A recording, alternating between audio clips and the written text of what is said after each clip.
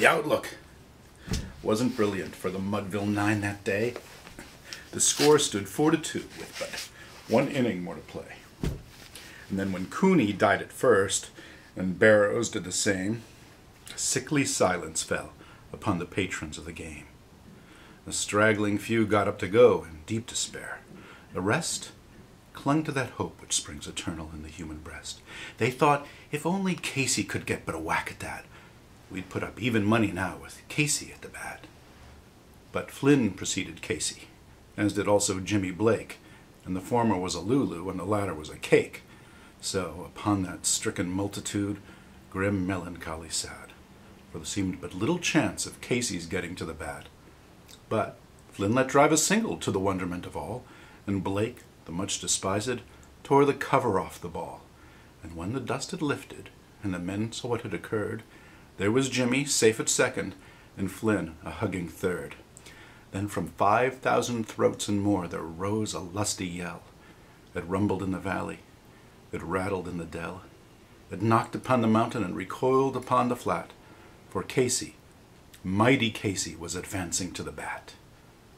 There was ease in Casey's manner as he stepped into his place. There was pride in Casey's bearing, and a smile on Casey's face. And when responding to the cheers, he lightly doffed his hat, no stranger in the crowd could doubt 'twas Casey at the bat. 10,000 eyes were on him as he rubbed his hands with dirt. 5,000 tongues applauded when he wiped them on his shirt.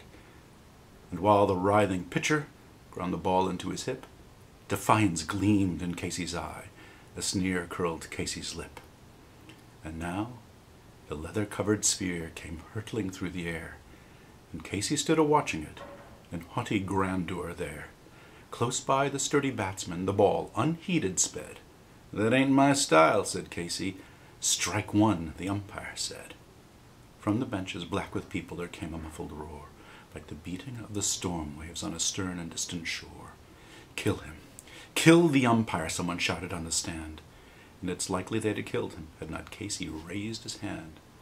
With a smile of Christian charity, great Casey's visage shone. He stilled the rising tumult. He bade the game go on. He signaled to the pitcher, and once more the spheroid flew. But Casey still ignored it. The umpire said, "Strike two!" "Fraud!" cried the maddened thousands, and echo answered fraud. But one scornful look from Casey, and the audience was awed.